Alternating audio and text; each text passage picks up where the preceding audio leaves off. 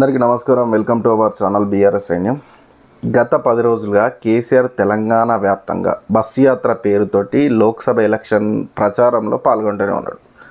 ఏ నియోజకవర్గమైనా ఏడికి పోయినా జనాల నుంచి విపరీతమైన స్వాగతం పలుకుతున్నారు. ఎవరికి? కేసీఆర్కు. పూలతోటి మంగళారాలతోటి ఏ విధంగా అయితే ఆ విధంగా జనాలు విపరీతంగా వస్తారు. స్పీచ్ ఇవ్వడానికి వేలల లక్షల మంది వస్తారు.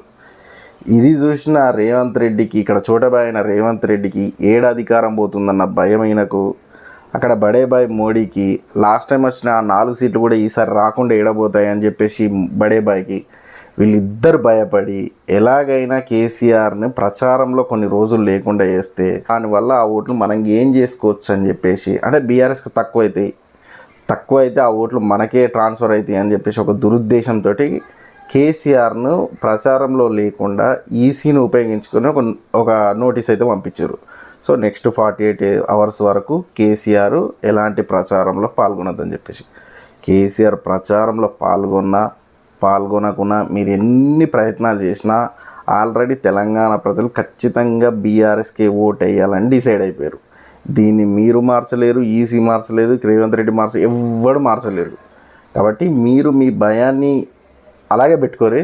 ఆ భయాన్ని 13వ తారీఖు నాడు ఎలక్షన్లు అయిన తర్వాత జూన్ 4 నాడు మీకు కేసీఆర్ పవర్ ఏంది, జనాలలో కేసీఆర్ ఎంత ఉన్నాడు, జనాలు కేసీఆర్ని ఎట్లా రిసీవ్ చేసుకోబోతున్నారు ఎలక్షన్లలో. సో కేసీఆర్కి అసలు మనుగడనే లేదు అంటున్న రేవంత్ రెడ్డి ఏం చేయబోతాడని చెప్పేసి మీరు ఫలితాల తర్వాత ఎక్స్పెక్ట్ చేయొచ్చు. ఇదే ఈసీకి రేవంత్ రెడ్డి మాట్లాడే బూతులు, మత విద్వేషాలు చేసే బండి సంజయ్, మాధవిలతల వాళ్ళే మాత్రం ప్రవచనాలు లెక్క కనబడతాయి.